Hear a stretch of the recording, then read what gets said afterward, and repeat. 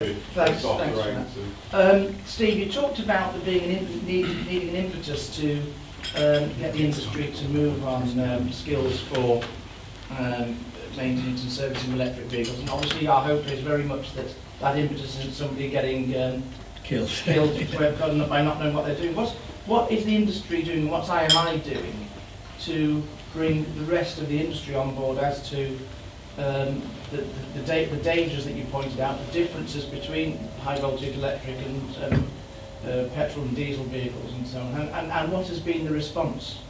Okay. Well, we're already providing the accreditations I was talking about at level 2, level 3, and level 4, and we're working with the majority of manufacturers, 28 manufacturers as it happens, on helping them qualify their own people.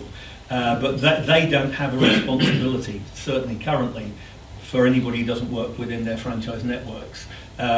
Outside of the franchise networks, we work very closely with the Independent Garage Association. They represent around about, they've got about 6,000 members, and those guys in the main differentiate themselves through professional standards. So they don't do the same level of training that manufacturers do, but they do invest in training, and we help provide accreditations for them and easy access ways for them to get to that training.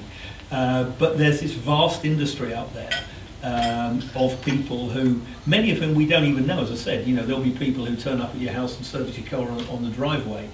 And to most people, actually the situation has got worse in many respects, because the modern car buyer probably, and I speak advisedly because I worked for a manufacturer for many years. It's as much as you can do to get people to put air in their tyres. They panic when their washer bottle runs out, because that means opening the bonnet. And I'm not being patronising myself, that's just absolutely true, because modern cars are so good and they're so reliable, they go easily between services without people actually having done anything. And that's made people less aware. We're all, most of us, I think, are kind of old enough to remember when you had to know something about your cars, because there would be days when the car wouldn't start, and you'd have to have some basic knowledge about how to do it. Yeah, well, there you go. Yeah, push it. Indeed.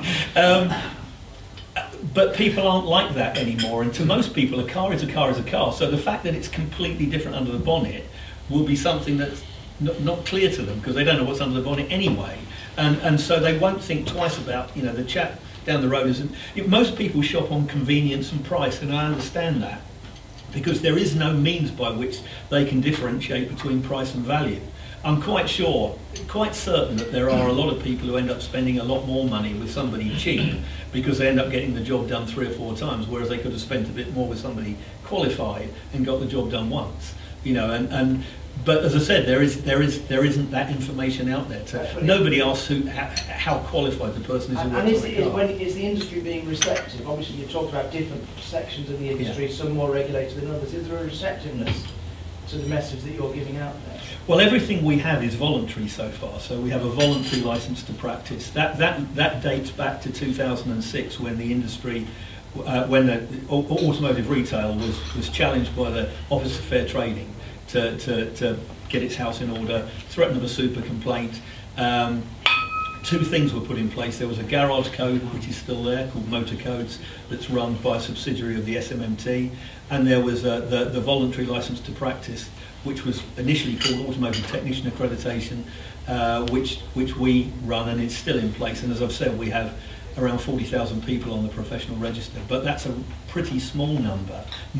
It would be fair to say that the majority of the people on the professional register work for not all of them, but the majority work for franchise dealers, and are therefore trained by manufacturers and meet manufacturers' training standards, because they have their own requirements as well. But there's this vast body of people out there. And the thing is, that could be an impediment to the growth of the electric car business. If people don't think that they're viable as a second-hand or a third-hand car, that you can't get them serviced, and unless you go to that expensive-looking dealer down the road, that will become an impediment. And so, actually, this is about opening up the market, not restricting it.